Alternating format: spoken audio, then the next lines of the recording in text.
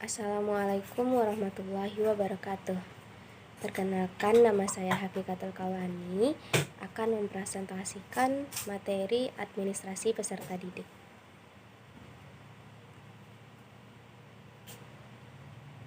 Pengertian administrasi peserta didik. Menurut Asnawir, tahun 2005, administrasi peserta didik merupakan administrasi yang digunakan dalam mengelola sistem pendidikan dan sebagai pengatur dokumen-dokumen peserta didik.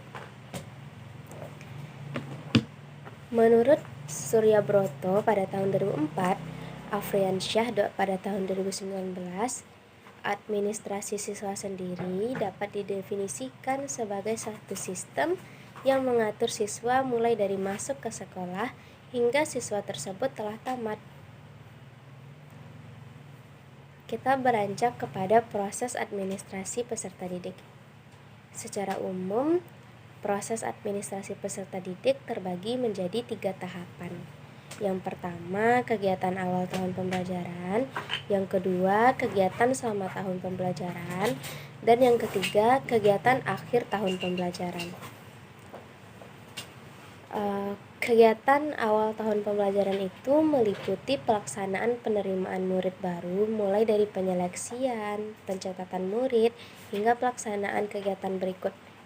Penetapan daya tampung, penetapan syarat-syarat murid baru, pembentukan panitia atau petugas penerimaan murid baru. Nah, kalau kegiatan selama tahun pembelajaran itu merupakan proses membina murid hingga berkembang kemampuannya, meliputi orientasi murid baru dan lain sebagainya, termasuk proses belajar mengajar nantinya yang akan dilaksanakan selama di sekolah. Kegiatan akhir tahun. Kegiatan akhir tahun pembelajaran umumnya diakhiri dengan ujian semester dan lain sebagainya. Kemudian untuk administrasinya sendiri berfokus pada pelaksanaan ujian nasional, kenaikan kelas, instrumen administrasi peserta didik, manual, dan elektronik.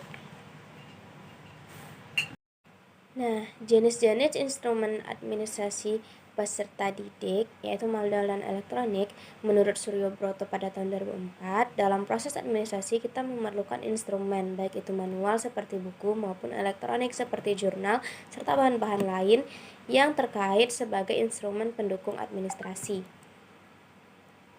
Nah, 1 buku induk merupakan buku yang berisi rangkuman kegiatan peserta didik mulai dari masuk sekolah hingga tamat serta merangkum semua kegiatan dan prasarana sekolah.